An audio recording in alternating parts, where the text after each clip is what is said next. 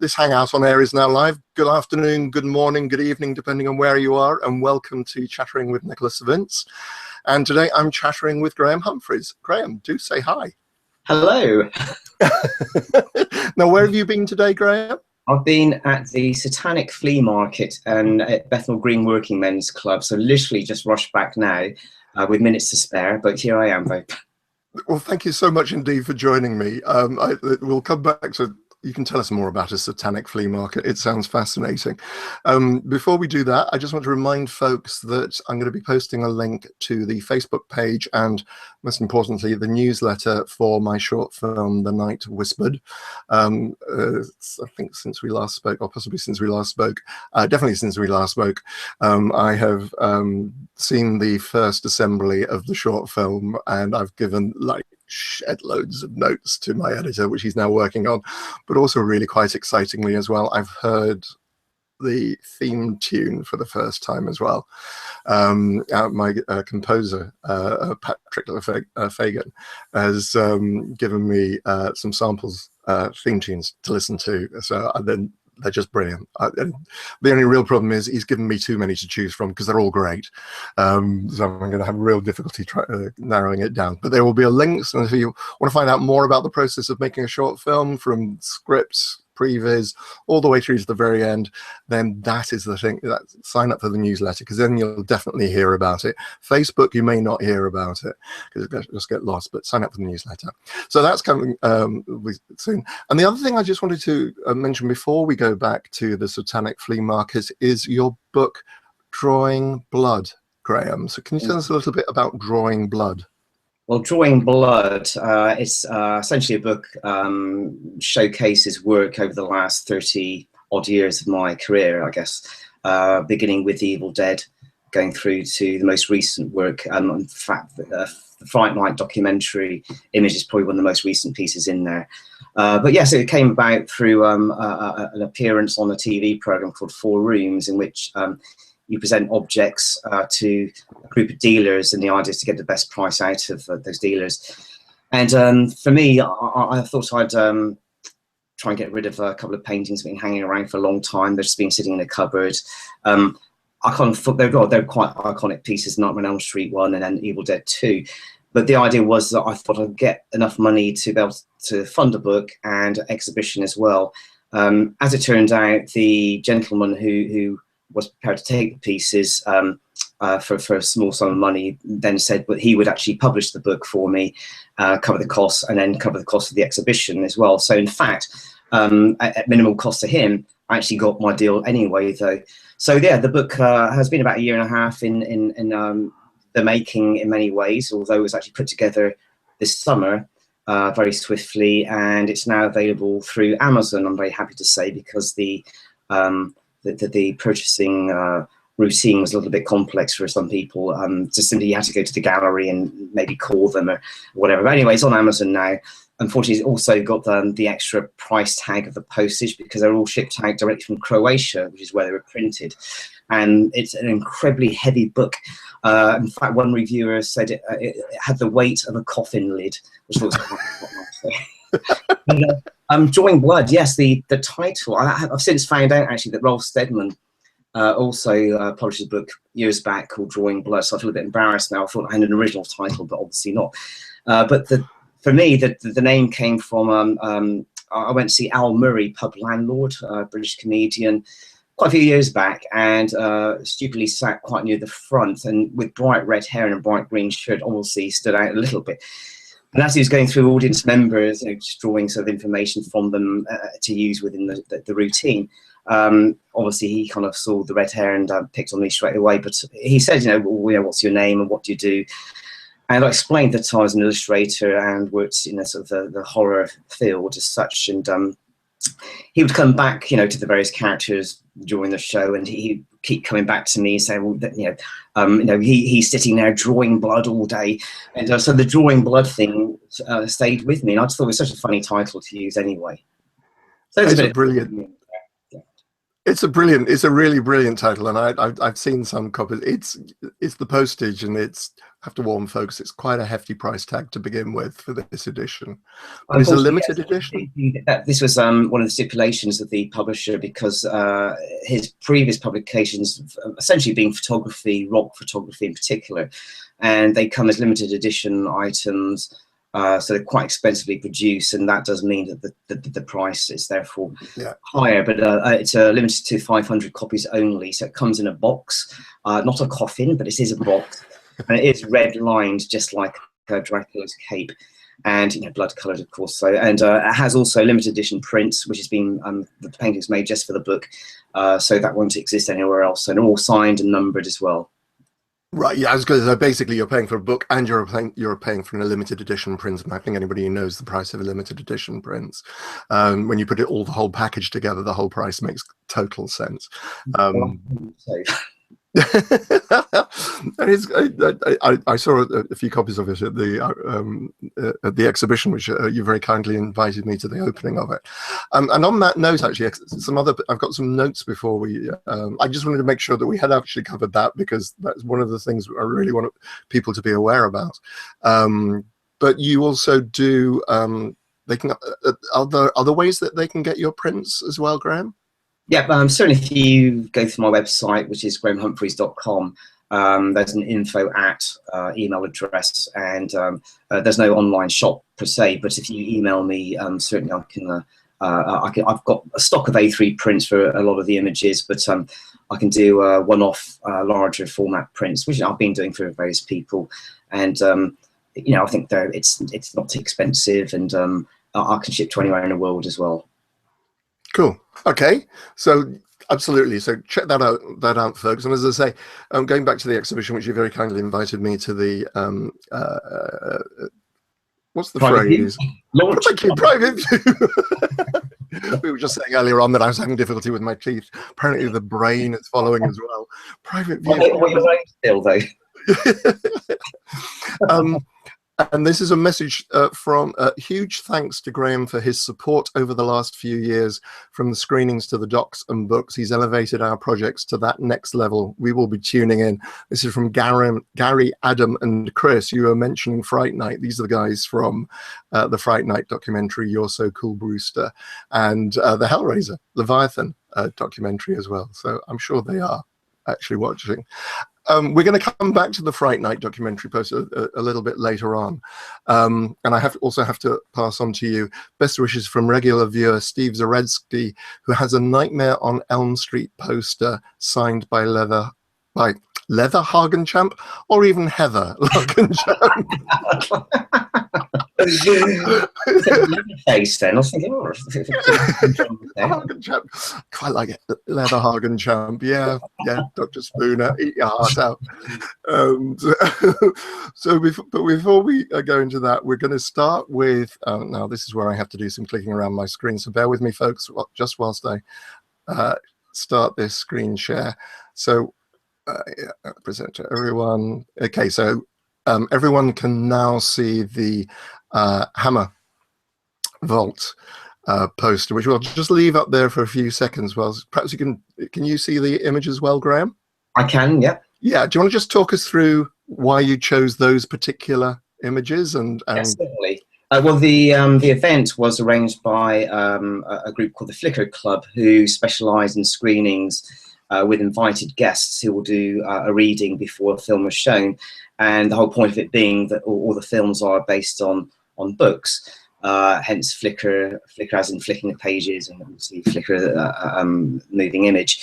But they arranged a season with Hammer Films, which they held at the Vault, which is a venue underneath Waterloo Station, and I had no idea that this venue has some sort of quite appropriate significance, because when Waterloo Station was built, the Victorians also built another station behind it called the Necropolis Railway Station, and the point being, they would when the graveyards of London were too full, they had to build a new cemetery called Brookwood Cemetery, which is outside of London, and in order to ship all the corpses out, they built the Necropolis Railway, so literally the railway of the dead.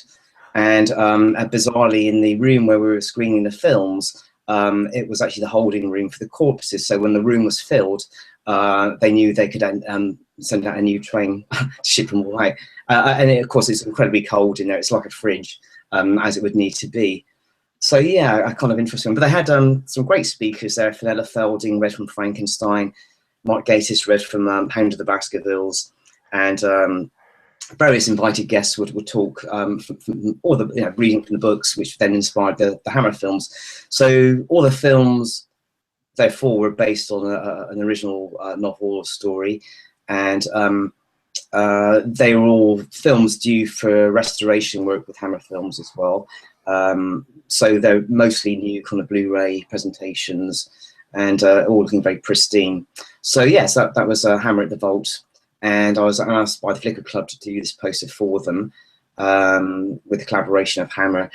So they had their specific titles and also images from those particular titles, which I had to draw from. But yeah, I'm a big lover of Hammer films, and as a kid, I watched them on late night TV, and still find them incredibly inspiring now. I just love the sort of transgressive imagery and the lurid colours and the sort of slightly hammy acting perhaps at times, but when you see these fantastic actors, Chris Lee, Peter Cushing, you just know you're in for a good film. It's very interesting. So about what sort of, you said when you were a kid, are the Hammer films the ones that really introduced you to horror? Absolutely. Well, perhaps before that, maybe some of the old Universal films, which were being run also late at night as well. In fact, I think the very first one I saw was Frankenstein Meets the Wolfman, perhaps, though, a sort of midnight viewing. I think I was at the age where I was just about allowed to actually stay up to watch the TV, and I think they kind of considered that my parents thought the film was tame enough that I wouldn't be scarred for life. However, it's too late now. I went to the dark side a long time ago. Cool. So if you think about and it's kind of an invidious question, do you have a favorite Hammer horror film? Yes, I usually tell people it's The Lost Continent because it confuses them. It's interesting that it's got so many good elements in it, though. I mean, number one, it looks great. It has some very silly monsters, crab monsters in it. It has it has some flesh-eating seaweed. It has the Spanish Inquisition, even though it's a modern-day setting, and it just has these incredible elements. And it has the classic film drunk, film seductress, and just all these kind of incredible cliches. It almost predates the sort of disaster cycle where you had these ensemble casts of people. It was always George Kennedy and Charlton Heston or somebody like that. So it's very much an ensemble film, but just it's just the cheek of it, I think, more than anything else. Also, I know that it's based on a Dennis Wheatley book, which apparently was stolen from William Hodgson. Somebody will be able to tell me the correct name, but a book called the Dennis Wheatley book was called Uncharted Seas. Right. And in turn, it was based on another book from earlier on in the century. But I know Dennis Wheatley just was appalled by the film and took his name off the credits and just actually wrote a very nasty letter to Hammer as well, saying, that I'm just so disappointed with this film. But I love it. Actually, Kim Newman introduced the film at the Hammer at the Vault Festival. He was asked to introduce Dracula, the new restoration of Dracula, but he said, well, I will do that, but I'd much rather introduce The Lost Continent. Like me, he's a big fan of the film. Oh, interesting. This is just in case I was laughing and people didn't hear, is Kim Newman, who's very well known for writing Dracula, Anno Dracula books, a whole series of those. It's actually not, I had not heard of that Dennis Wheatley. Of course, all the Dennis Wheatley books that I read were things like The Devil Rides Out. And I remember, used to come in these beautiful black paperbacks, the Dennis Wheatley novels. Okay, so this is kind of how you started. Your interest in horror started. How had you always drawn? Were you one of those kids that always had a pen and paper or pencil and paper in your hand? Yeah, pencil, crayons. Actually, wax crayons, I think, is where it kind of usually starts with kids because I think they're a bit easier to hold and. But they were quite messy then. I remember drawing on the walls at home and you know, over sort of the encyclopedias that my parents had as well, though. So, but yeah, so I guess as soon as I could hold a crayon, I was drawing. And you went to college presumably to study. Yeah, the age of 16, left school with the handful of O levels required, and went to Salisbury College of Art. Spent 4 years there, basically studying graphic design. At that time, I think I just thought I was going to be a graphic designer, but I realised that actually illustration was really where my main interests lay. And we had, you know, some very good visiting lecturers who were really inspiring. And I think just by the time I got to the 4th year, I knew that's what I was going to be doing. Right. And when you say illustration, you mean, was it film particularly that you're interested in illustrating, or books? Or? I think it's just anything that required an image.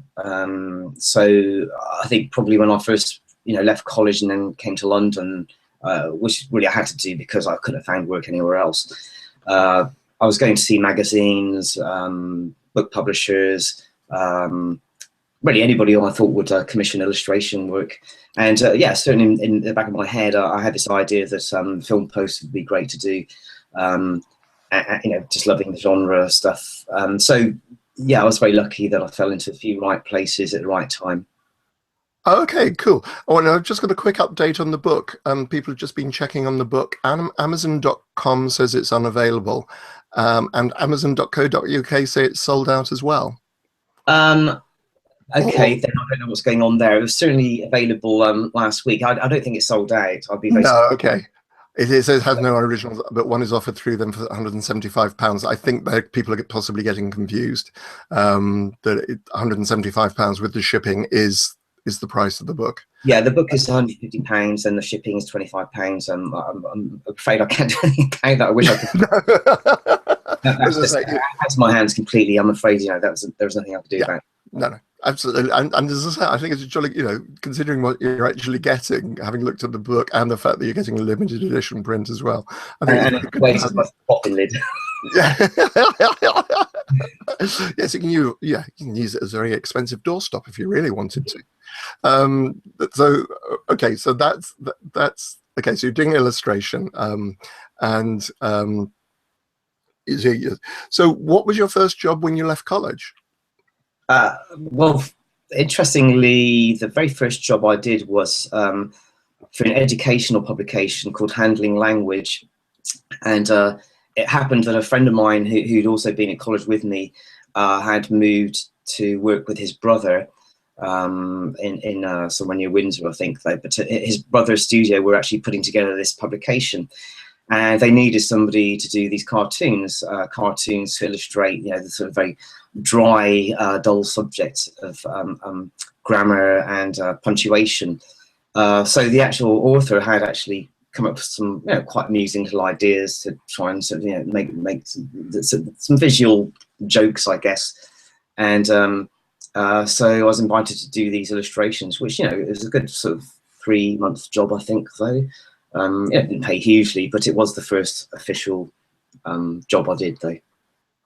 Okay, cool. And so moving on then, how did you get into doing film? Was it posters that you originally... Yeah, it's kind of just predated the actual video era, I guess, though, by a matter of a year or 2 years, perhaps. So right. I went to various film companies, quoting work around, and mostly they weren't interested at all. But I landed the job of the Monster Club. That was my first official film poster, and it's anybody who knows me knows that it's a piece of work I'm not very happy with. So, you know, I was just, I think, not very skilled at the time, or not confident enough to be able to produce the work that I wanted to do. However, there was the foot in the door, and on the strength of that, I was then given the Funhouse and My Bloody Valentine to do for the same client as a double bill. Again, not a great poster, but it was sufficient that by the time I'd been sort of pushed in the direction of Palace Pictures, I at least had those as, you know, a demonstration that actually I can work professionally and actually see stuff through to print. So yeah, so then The Evil Dead, I guess, was the first real poster that I'm happy with, that Mm-hmm. launched a career in many ways. Right. Oh, that's interesting. We're going to come to The Evil Dead in a few moments. But when you say you were doing stuff, was it just quad posters you were designing, or what was actually involved in that? Yeah. I mean, anybody who knows much about the history of film posters in the UK, especially the quad was the traditional standard size. It's like a 40-inch by 30-inch poster, and you'd have a little printed strip at the bottom, usually screen printed pasted across the bottom. I think worldwide there are so many different formats of posters, and I know that at the time when the quad became the standard for the UK, in the US you had what was called a one sheet, which is a similar size, but it was always portrait format rather than landscape. So all the posters I would have done in the early 80s would have been to quad format just for the UK market. Right. And when you say the strip across the bottom, this was so that the local cinema could put on their showing times, basically. Yeah, exactly. Yeah. Okay, cool. All right. And so I'd just like we're going to come back to Evil Dead in a few moments, but as I said, there is one image that I always associate, and this I think is probably when I first became aware of your work. And that is for Nightmare on Elm Street. And again, just bear with me whilst I present to everyone. Okay, cool. This is the Nightmare on Elm Street image that every time I think of Nightmare on Elm Street, this is what I think of, and this with Heather Langenkamp in the middle of it.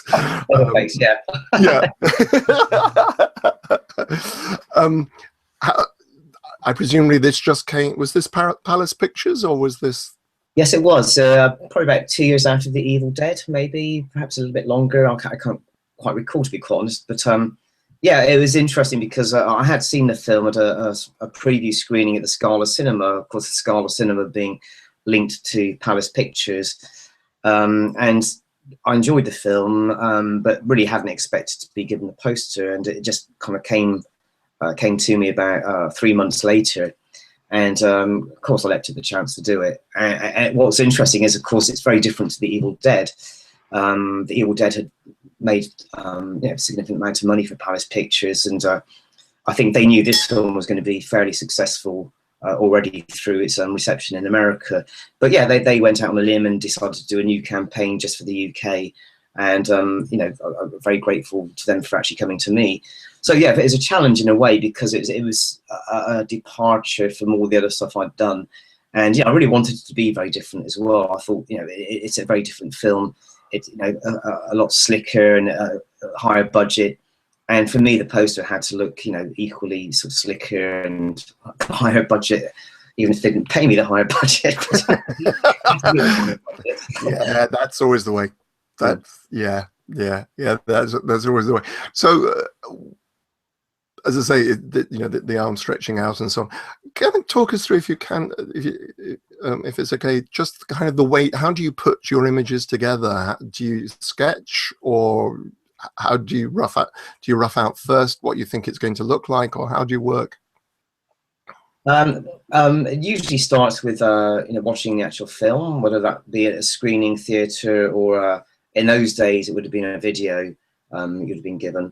So the idea is you watch the film through from beginning to end to get the sort of narrative thread, and then you go back through the film just looking for the strongest visual elements. In those days, you'd be given sets of stills, transparencies, black and white photographs or whatever. So you'd have some basic material to work from, and occasionally I'd take photographs off the TV screen, whilst the video is playing, try and pause it. Of course, in those days, it's not like a DVD now where you pause and you get a really crisp picture.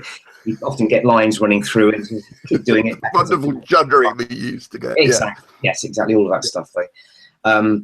So yeah, for Nightmare on Elm Street, for instance, the portrait was really from a photograph from the TV screen whilst the video was playing. The street scene existed in a flyer form, I think a flyer for the American campaign, which literally had this suburban street with some tears in the sky and then the knives coming through. It was an option they decided not to go for. The hand itself was my own hand, just literally sitting in front of a mirror, you know, with a hand held up, and then having to imagine how the blades would work coming out of it as well, though. So that had to be made up. I see, I see. And and curious, I mean, we're going to move on to it in a moment. In fact, I will move on to The Evil Dead, which I'm just going to, the original, because you mentioned this already. So I'm just going to share with you The Evil Dead. So it takes 4 clicks for me to do this. So this is The Evil Dead you were referring to earlier on as one of your earlier commissions. Similar sort of. This is basically. Did you see the film in a cinema or on a video? Yeah, I was invited to see a screening at the Scala Cinema. I sat there with one other person, and I'd been told I knew it was a horror film. I'd been told that it was kind of slightly B movie in its feel. And I was told that it actually was quite gory as well. So that was really all I knew about it. But you know, I saw the film and you know, blown away by it. I knew instantly that it was a sort of a very important landmark piece of filmmaking in many ways. Although it has nods to the past, there was something about it which felt really new and fresh and exciting. And certainly, you know, I always tell people that at the time, I thought it was important that the audience were probably going to be the sort of people who, like me, kind of had a particular music interest, though, a sort of, you know, sort of punk rock thing going on there and a bit of rockabilly. And, you know, bands like the Cramps existed at the time and were, you know, quite popular. And I always knew that there was a sort of a way in, which was not in the traditional poster sense. So although there's a B movie kind of 50s sensibility to it, there's also this kind of slightly punk rock kind of feel to it as well, though. And you know, for me, the music angle was quite an important thing, and I think, you know, I think we were just lucky that it actually seemed to work in that kind of way. Sure. And it's interesting. I'm now going to share a more recent version of which you can tell us what this was done for as well. And this is basically the there you are. That's right. I lost my window for a moment. Present to everyone, and this is a more recent version of the same movie which you've done. What was this done for? Okay, this was a private commission for a group. A sort of pool of about 100 people had privately commissioned this. You know, each of them putting in an amount of money which would pay for the artwork and the printing as well. Though it was interesting. Yeah, it was a chance to revisit the film with the sort of I guess fresh eyes in many ways, though. And this was created as a screen print as well, though, so it's a full color screen print. I think they used literally about 16 different inks in it as well, though, so it was quite a laughing job. But you know, it's you know, a large format poster, and it smells of ink, and it smells very flammable. But yeah, it looks great though, and the colors are fantastic on it though, and I was very, very pleased with the print job on it though. That's interesting. So I think, because I've watched you work when we were up at Celluloid Screams in I don't think you can tell the light was flickering just now. It's like a horror film. It's literally had just gone. Luckily, I've got this next to me. Well, it's appropriate, isn't it? It's a poltergeist activity, I think. Yeah, they are coming to get you, basically. Yeah. Well, hopefully you'll still be in light by the time we actually finish this interview. I think so. Yeah, absolutely. So the you just mentioned this is a very different because this is a silk screen with 16 inks. On the original poster, and generally speaking, when you do posters, how do you work? What, as I say, I've watched you work in Sheffield, and it's absolutely fascinating to me. So, has your technique changed over the years? Do you still use similar materials? Yeah, it has changed. It's changed for reasons that partly it's knowing how stuff will look as a printed item at the final stage. I guess it's kind of understanding what you need to do to make things work for print, as opposed to, you know, an actual painting, physical painting, which you see, which actually, you know, having been to the exhibition, because you would have seen that there's definitely a different kind of feel to the painted image than from the printed image. So the style is adapted really for practical reasons. and for mechanical reasons, I guess, in that respect.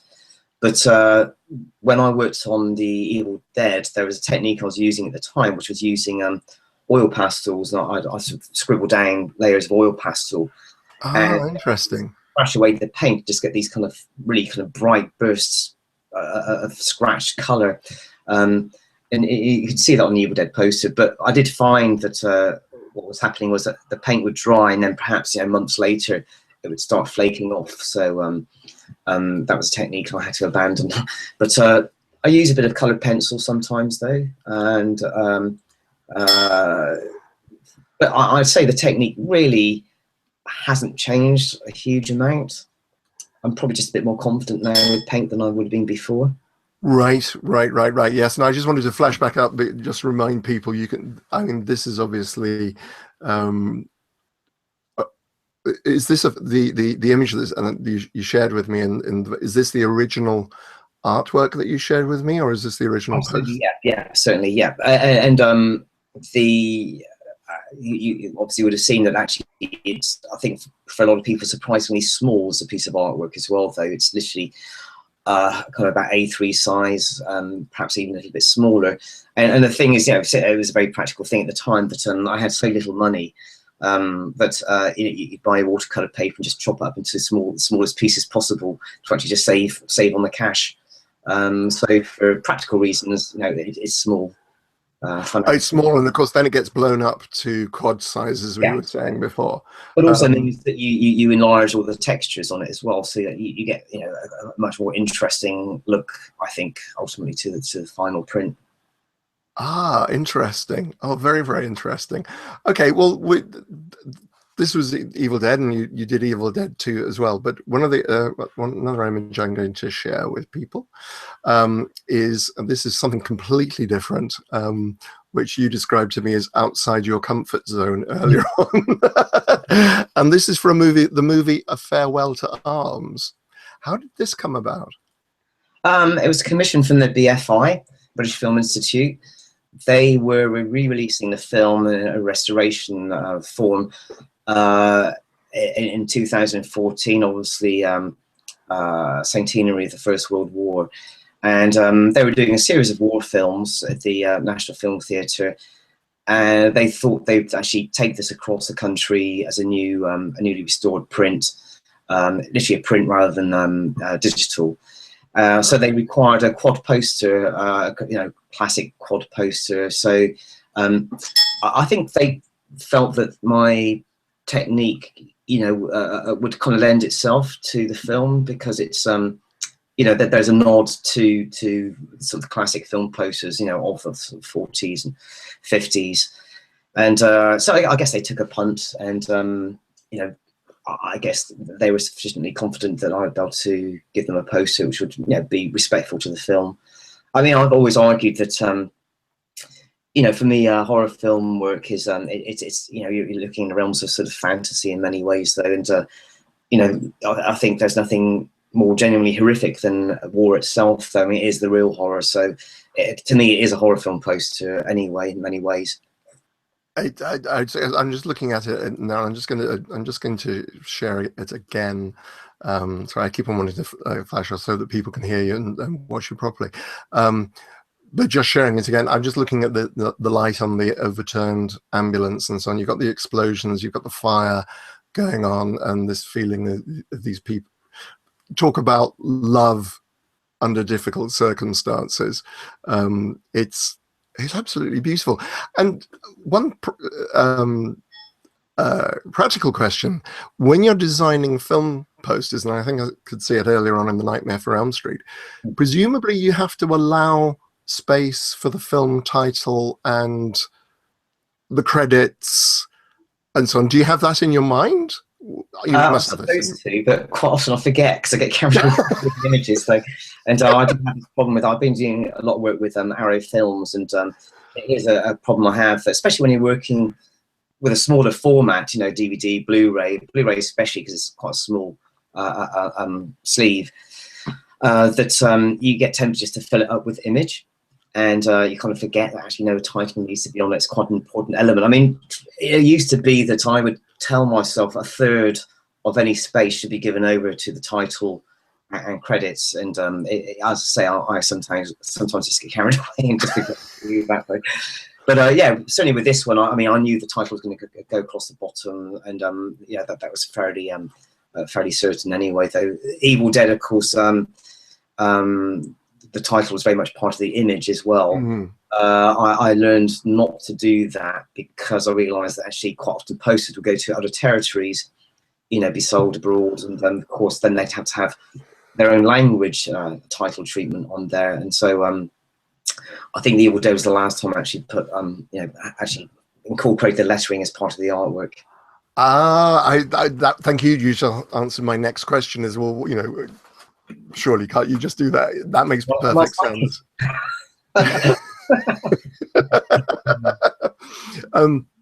We took the absinthe, by the way. Yeah, so yes, please do tell us about the absinthe. Please enjoy your absinthe. Lovely bottle of absinthe here, Lefay absinthe, and this device next to me is it's a water receptacle with a little tap, and I've got a lovely little skull glass here with some absinthe in it.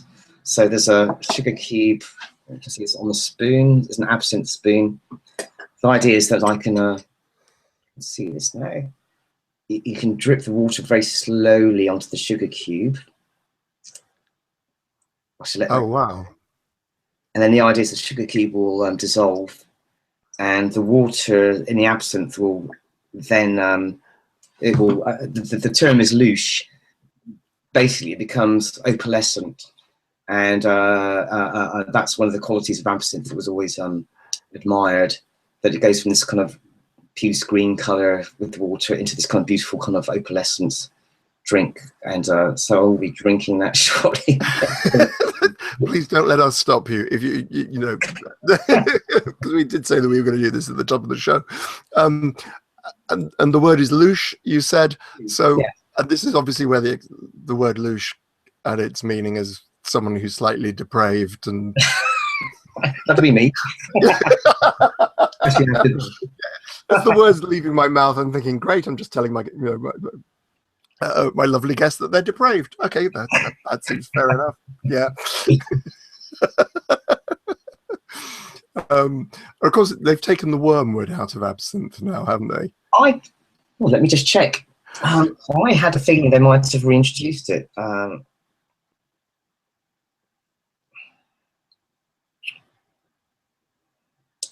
Well, it's not telling me, so. Because I know it was basically killing a whole load of Parisian artists. It was. Actors, yeah. And this is one of the reasons why. You could be right. I don't know, but it's certainly. I know it was banned for a long time and was reintroduced. In fact, I think it's the guys from the Jesus and Mary chain, the band. They were the first people to start re-importing absinthe into the UK. Oh right! Something you probably didn't know. No. See, I haven't touched down probably nearly 2 decades now, so I tend to avoid this kind of thing, basically. Okay, this is finished its dripping now, so it's kind of turning a sort of opal color. Oh wow! And you can. So it was just a clear green liquid before, but now it's sort of opalescing. So this is the louche, as it's called, though. This is louche, and I think people can probably really appreciate the skull. Yes, I'll bring it. I don't want to spit onto the keyboard. Oh, that's beautiful. That's absolutely gorgeous. Where did you get? Is this specifically designed for absinthe? This glass? This one, no. It didn't work very well for it, I feel. This is an absinthe fountain, though. It's called. It's basically a water receptacle with this one has 4 taps on it, but it allows you just to drip the water very, very slowly over the sugar. That's brilliant. That's absolutely. You see, I do. This is a limited edition absinthe. This one is called Absinthe Apocalypse. I don't know if you read that. And again, it has a big skull on the front, though, molded into the glass. It should really have the green. It should really have a green fairy, shouldn't it? This is bottle number 63, apparently. So it is very limited. That's why it costs about, I think it's about £100 actually for this little bottle. But that's going to be a special occasion anyway, though. Or just tiny little bits over lots of special occasions. Well, maybe, yeah. Maybe one there. It's as I say, because I don't drink alcohol anymore. I'm kind of very, very ignorant of all these things. Okay, well, we're going to come back to a poster in a moment, but actually, whilst we're taking a break to discuss absinthe, we have had a question in from Shannon Leclerc. With one sheets being cobbled together on Photoshop nowadays, what has been some of the worst design aspects you've seen in modern film posters? Ugly color scheme, bad composition, awful use of fonts? I mean, are there any pet hates that you have? Yeah, yes, there is actually. It's I call them bus stop posters. It's where you have the entire cast all sort of standing together, gurning into the camera, and it just looks like a bunch of people waiting for a bus. And there is a whole subgenre of poster which seems to exist out there, which is, you know, a lot of particularly comedy films from the States will feature, you know, they'll have a lot of well-known faces, but the current thinking is that it's those characters that sell the film, the actors that sell the film, rather than the actual concept of the film or the narrative of the film. It's actually they're selling it on the faces, and so everybody has to be on the bloody poster. So you end up with these ghastly things. And actually, largely, the other thing is that quite often they're body doubles. So, in fact, what's happening is they're dropping on the actors' heads, the portraits of the heads, onto some actor, you know, some models or actors or whatever, where they've actually, you know, approximated the costumes. And this, you know, is quite common practice, you know, the body double thing. So quite often you'll find that heads are maybe a tiny bit too big, or somehow doesn't quite match the actual body shape of the particular actor or actress. That's really interesting. That's absolutely fascinating, because I think, and the reason being, of course, that it's going to cost them far too much money to get all those people in the same place at the same time, because often they'll be filming on different days and different weeks, etc. Yeah, and you're never going to get them all together. I'm now going to have a look at these posters and try and work out which ones of them are body doubles and so on.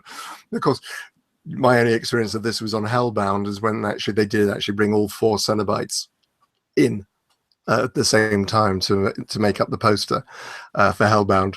And then he used 3 of them, not me. Damn them! Damn them! The hell with them. The hell with them. The hell with them. Yeah, you can. Doug Bradley has the original photograph on his website for sale. This is the group photo.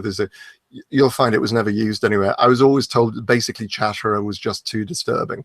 They just decided that Chatterer was way too disturbing to put. Quite flattering, Oh yeah, it is. Yeah, but at the time I was going, really?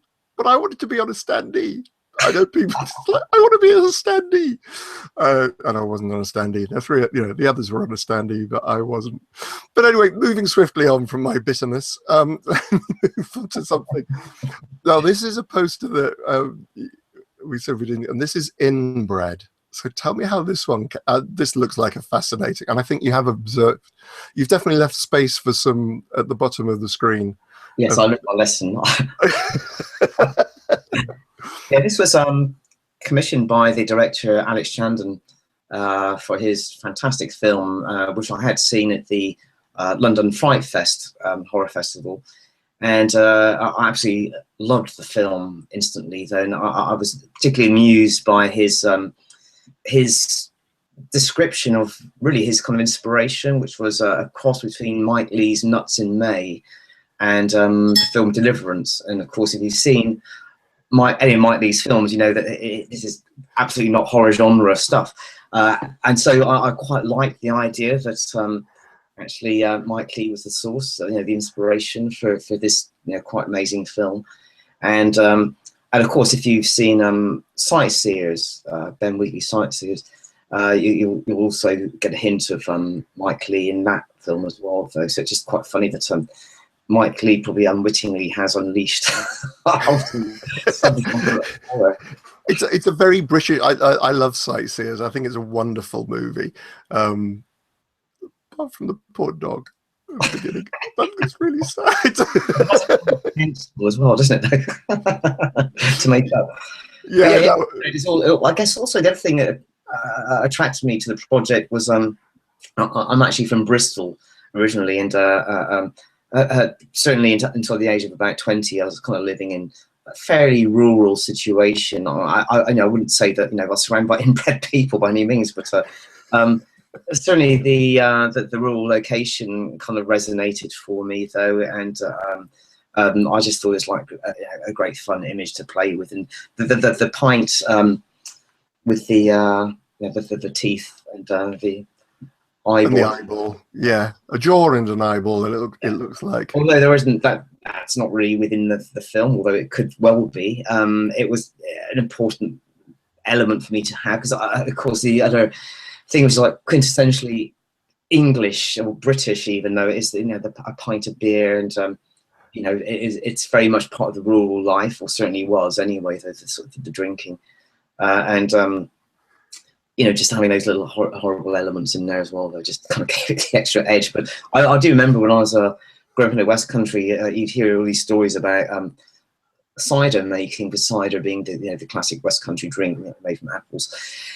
And the stories about how they would start a fermentation process, which would obviously it often involve something as horrible as throwing a rat into the vat, and they would talk about people falling into the vats and actually just dissolving completely, leaving nothing but their teeth. So yeah, I think that was probably in the back of my mind when I designed the poster. This is interesting. You raise an interesting point. You say it's not specifically in the movie itself. How much license do you feel that you have to actually kind of, because you've got to convey the concept, the heart of the film, if you like. Yeah. How much do you feel that you're able to play around with that idea in terms of images? A term artistic license. Well, for myself, I think it's quite important to stay true to a film. I tend to try to retain elements which only exist within the film, rather than to extrapolate and bring in items which just don't exist. I mean, I think I was talking about this the other day. We were looking at some of the video covers from the early 80s, and at that time, I think there was a huge amount of what you'd term artistic license going on there. But simply just to flog the films, things would be on the cover which absolutely did not exist within the film. Whether it was a breasty lady, some sort of incredible monster which didn't actually exist. And I used to take all sorts of liberties.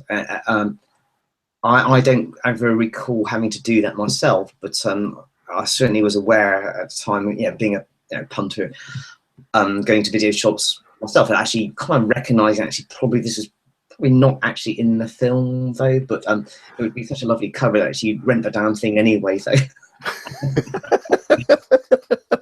yeah, I think I've always been too honest to lie. I just cannot lie, and I think that actually that happens within the work as well. That actually I want to retain the truth of a film.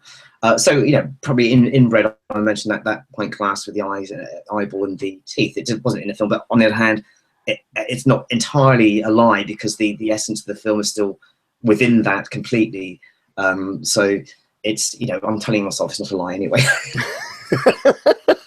It's poetic license. Yeah, it's artistic license, poetic license. We'll have the artist police chasing you to take your artist license away. Yeah. I picked this up at the Satanic Flea Market today. It's it is wow. A shrunken. Sorry, bear with me for just 2 seconds whilst I just shut up so that I can actually show people. You've got a shrunken head. Yes. Apparently, it's actually it is skin. It's just not human skin though, so it's not a genuine shrunken head, but it is made out of animal skin though.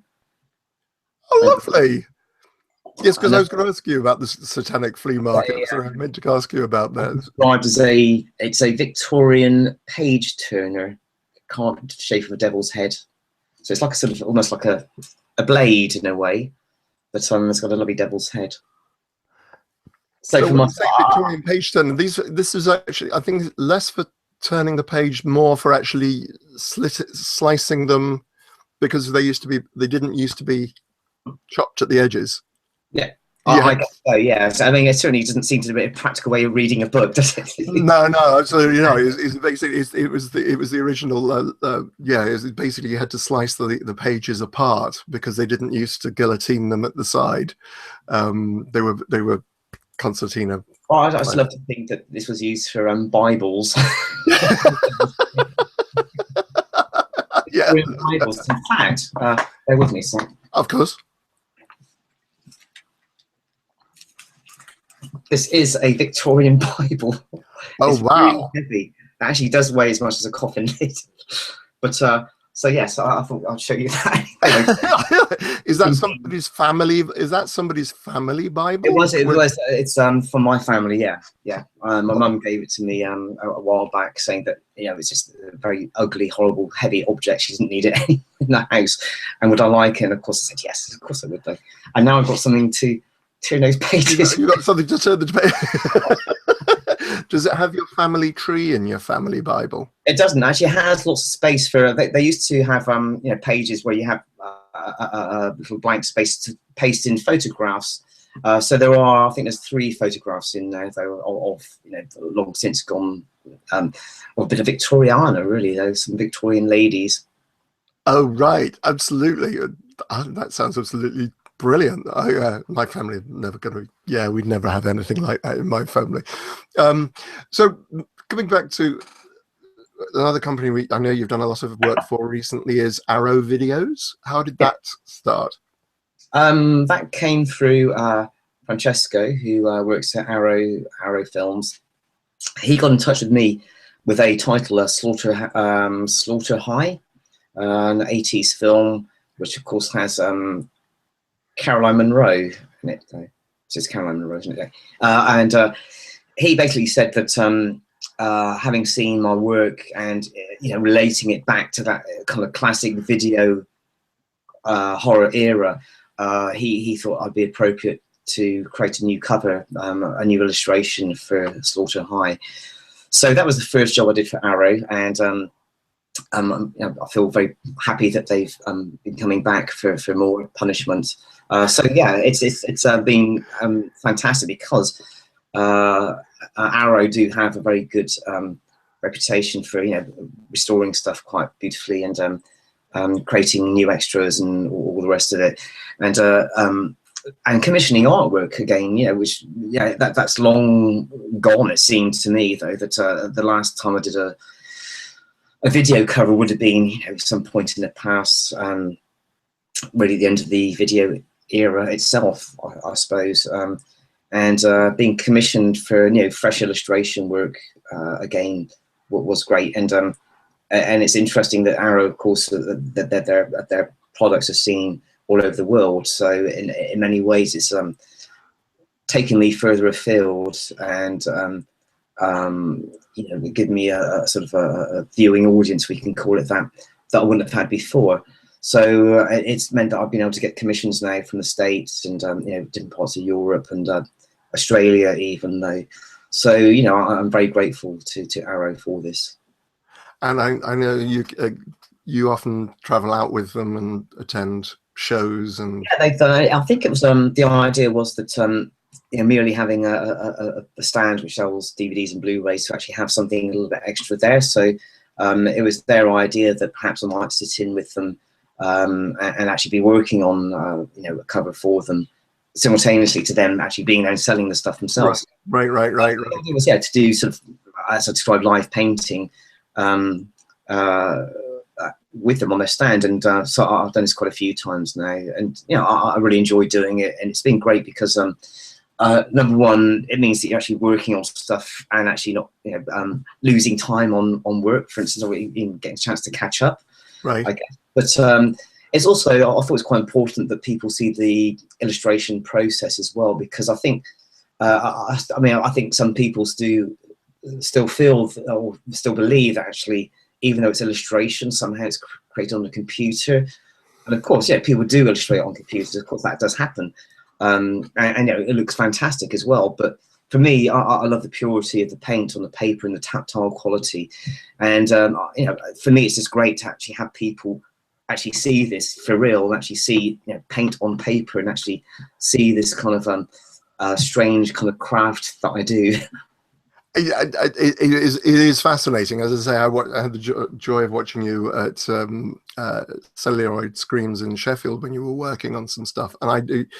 It's the tiny little brush strokes you do, and so it's absolutely extraordinary.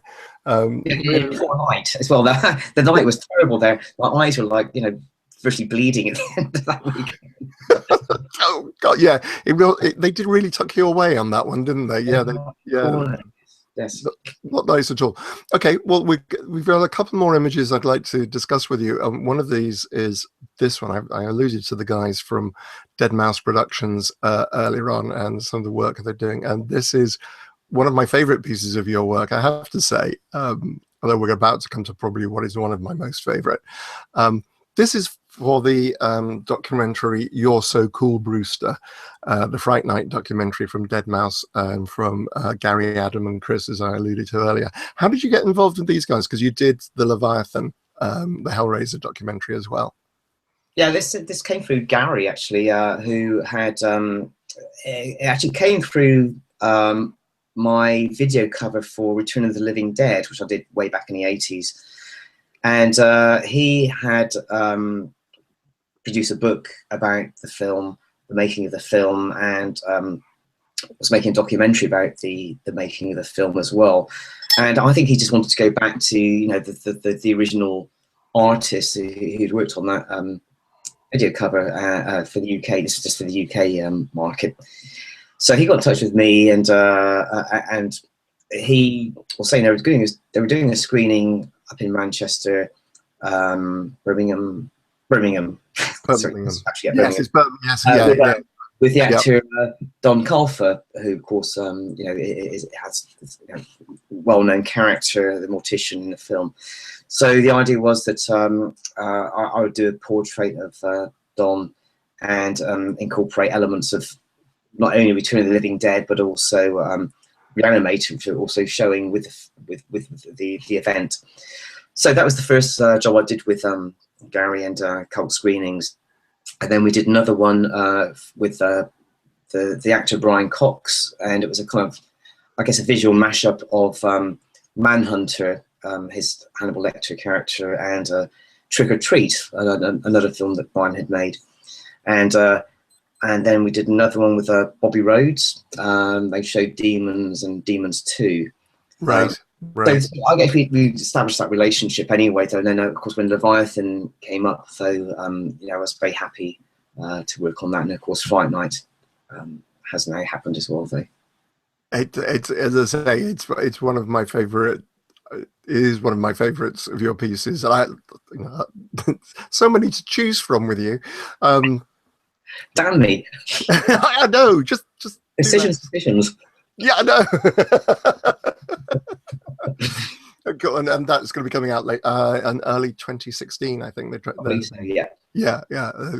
So look out for that, folks. It's good because I was with the boys from Dead Mouse Productions in Germany at the Weekend of Hell, sort of horror event they do there near Dusseldorf, and because Stephen Jeffries was there, as well as I'm terrible with names. The actress. Amanda. Is it Amanda? I think you're right. Yes. So the first name. Having them there as well, and because I loved the film, and you know, I love the sort of evil Eddie character, and you know, it's just for me, you know, sort of dream come true to actually meet the actor himself there, because I was saying to him that in many ways the film, although it was a great film, there's something about his character and it's completely original performance, which actually elevated that film to something quite different, and took it out of this little sort of great little horror film into something quite extraordinary. Though for me, you know, his character is what makes that film. I mean, yeah, Roddy McDowell, of course, is great anyway, but you know, his character really is the meat of the film, I believe.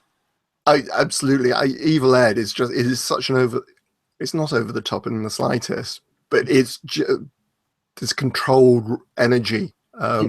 if you like. There is just, he's completely out there. I think the relationship with Charlie Brewster, William, I think is the actor's name. You're terrible with names as well. I have trouble with my own name, let alone other people's. I love that. I think it's absolutely superb, and I completely agree. I thought Evil Ed was the most, absolutely fascinating, and the scene at the death scene at the end of his is one of the most moving things I've seen in. But I mean, the thing is, a great thing about Fright Night is you've also got Chris Sarandon in it. It is actually a really, really good cast, apart from being just very witty and funny. And as I say, Roddy McDowall, I've always loved Roddy McDowall. Quite fascinating. I was watching Salem's Lot, the TV series, again recently, and I don't know if it was intentional that Fright Night does seem to take on those elements from Salem's Lot in many ways. For instance, the two gentlemen, one's a vampire. Okay, but in fact, he does have an antique business, I think, doesn't he, in Fright Night? But there are sort of all these strange little echoes, though, of Salem's Lot. I was interested. It's so many years since I've intended to be a sort of pastiche or a sort of a kind of parody. It's got so many good elements in it for right now. We've discussed it on this show when we discussed the original versus remake, and we just don't talk about the remake. Actually, but I did. It's in 3D as well, though. I don't know, maybe. I love the music in the remake, and I think you might. Colin, I'm just going to do first names now. I can remember his name's Colin. David Tennant's in it.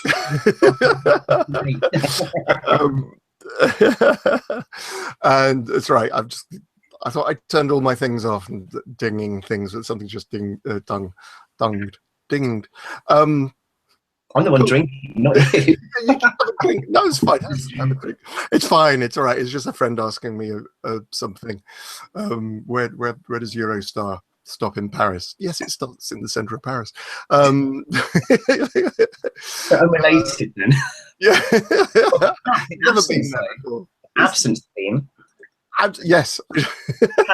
Lovely absinthe bars, and I've been to at least 2 of them. Oh, really? Yes, they specialise in absinthe drinking. Are they in Montmartre? I could tell you that much. So. Not if you've drunk absinthe, you won't be able to remember anyway. Do this now. Back on the screen. Okay. Right. Okay. And I'm now going to share the last image with you that we agreed. And as I say, this is one of my favorites because it is my favorite. Although he's been kind of relegated on my wall behind me. He's gone further up the wall behind me, my photos of Vincent Price. What was this created for? And how did this one come about? Okay, this was created for a friend of mine, Peter Fuller, who put together an amazing tour recently called the Vincent Price Legacy Tour, which was created in conjunction with Victoria Price, who is Vincent's daughter. And the idea was that they'd be visiting locations in the UK which had featured Vincent Price. So, for instance, Witchfinder General, Tomb of Lygia, Madhouse, so you can see there, Scream Scream Again, Cry the Banshee, Witchfinder General, of course, and Theatre of Blood. All films shot in the UK, starring Vincent Price. So really, it's a kind of celebration of his films in the UK. And it was quite amazing. I was only able to go to one of the events because I had obligations at the weekend of Hell in Germany, which is no bad thing, of course. But so I missed out on the Witchfinder General tour and a few of the other events, but I did go to the Grimsdyke Hotel, which is in North London, which is where they shot Cry the Banshee, and I believe also Curse of the Crimson Altar as well. So yeah, fantastic location. Of course, we learned many things about that location as well. For instance, Gilbert and Sullivan, Gilbert lived there. It was his house, and there's a little ornamental lake in which he died trying to save a drowning lady. So yeah, it's got its own little horror story. I had no idea about that. I did not know that's how he died. That's not in Mike Leigh's Topsy Turvy. No, it is not. No. No, it doesn't go that far. It doesn't. It has a much happier ending, Topsy Turvy. How interesting! It's absolutely fascinating. And I understand that Victoria is a very nice lady. She is incredibly smart, and like her father, a big art lover. Of course, Vincent Price used to tour lecturing on fine arts, and as well as bizarrely being a celebrity chef, one of the first celebrity chefs as well. So yeah, he had a sort of rich and varied career. And Victoria herself, I mean, she's a very gifted writer and again, art historian as well. And she also travels lecturing as well. But I think it's more recently she's been going back into her father's legacy and been attending conferences and events. Really to promote, the legacy of her father's work. And of course, it's interesting that Victoria herself is not a horror fan. Yet she really hates horror films. It's just quite odd. But having the daughter of one of the world's greatest horror stars just doesn't like horror films. But as she herself says, she's not a fan of horror films, but she's a fan of horror fans, which is quite nice.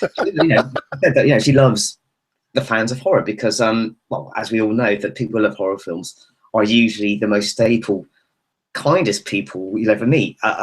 Against the grain, it's true. They are actually, people who love horror actually are the nicest people you'll ever meet. Absolutely. The worst people you'll ever meet are people who don't like horror films. So there you go. I know, absolutely. Well, of course, she's the exception because she doesn't like horror films, but she is a nice person though. I would thoroughly echo the people fans of this show and the people I meet at conventions and so on. As yourself, you meet at screenings and at film festivals and so on.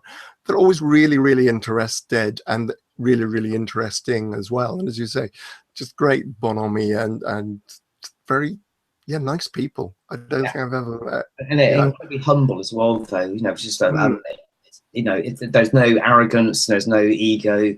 And I think that's very important thing. It's a quality that you should admire in anybody. This humility, and there is also this huge humility, I think, in the horror sort of fandom and horror sort of circles. Yeah, no, absolutely. I think this kind of makes one of the reasons why I enjoy doing this show so much is because I get to meet really interesting and very nice people. So moving on now to kind of winding up the show, what is it you're working on at the moment? What have you got lined up? What else, apart from, I know we mentioned that the Fright Night documentary is coming out in early next year. What else? With the understanding that any work that's ongoing is kind of always has to be confidential. That's just the way it has to be. But I can say that I'm working on juggling with about 10 different jobs at the moment. So I've got some Blu-ray covers, a couple of jobs for Arrow Films. They're also producing a book which has some of the text and interviews and such like from some of their releases and newly commissioned stuff as well. So that's quite an exciting little venture for them. Their first, I guess, publication in many ways, though. But so I'm doing for that. So I'm very excited about it, though, because I'll get to paint Vincent Price once again, and I have. Couple of film posters on the go and a couple of private commissions. In fact, I have a list of about, I think it's now currently about 15 different jobs. And plus I have some private commissions, which I do need to get around to. I'm sorry, Stephen, if you're listening. He did come to the private view, and but he should have just kicked me, but he didn't, though. But yeah, he will get his piece of work, though, very soon. So as busy as ever by the sounds of it. And is there anywhere, are you doing any appearances soon, or? Well, I've done the current raft, I guess, though, but I am going to be teaching, well, not teaching as such, but I'll be doing a couple of talks at some universities next year, early next year. I've got an event called Film Expo South, which is in Southampton. That's coming up the 4th of February, which is really aimed more at the filmmaking industry rather than the sort of the sort of fans or viewers as such. But I'll be talking about film marketing. With my very limited knowledge of it, though. I think it's supposed to be a bit wider than actually my narrow kind of version of it.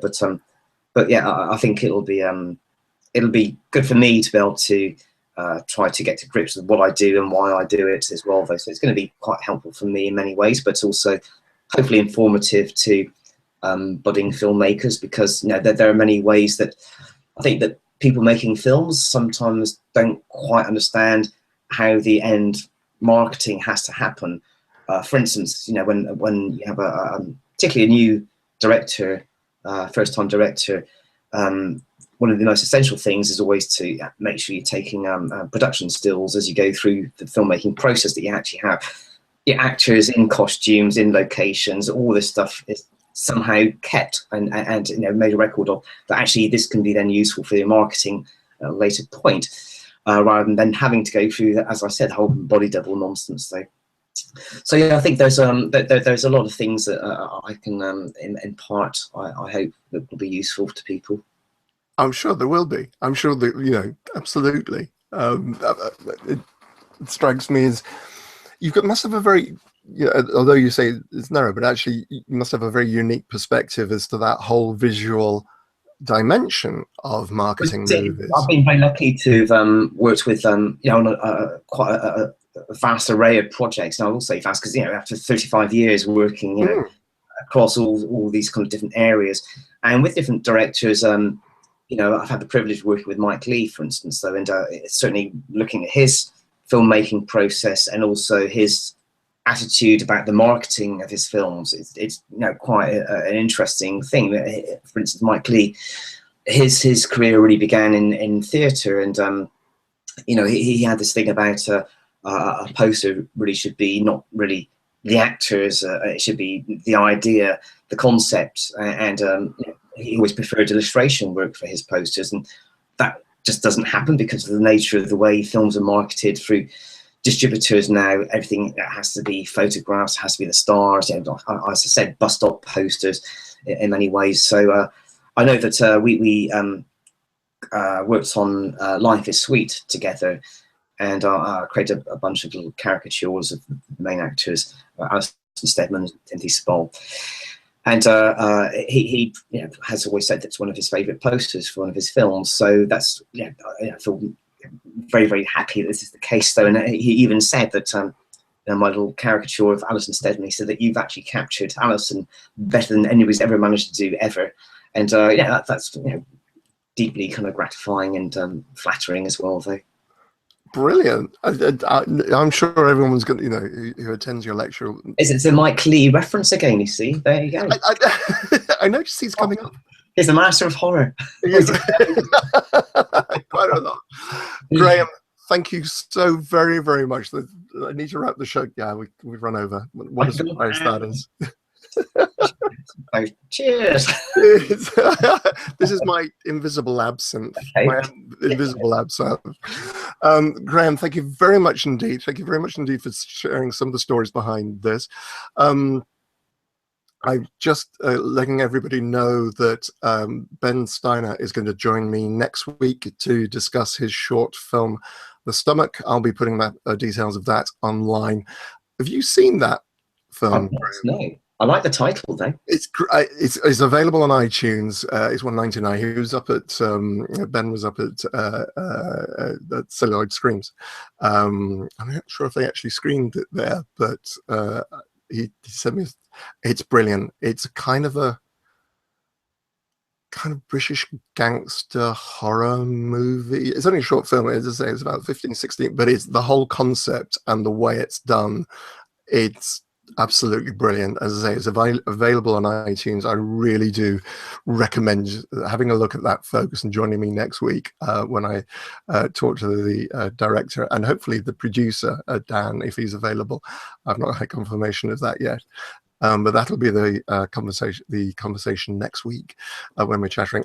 This has been Nicholas Vince. I've been chattering with Graham Humphreys. Say cheerio, Graham. Cheerio. I'll let you enjoy your absinthe. Cheers. And I will see you guys next week, hopefully. Take care. And we just stop.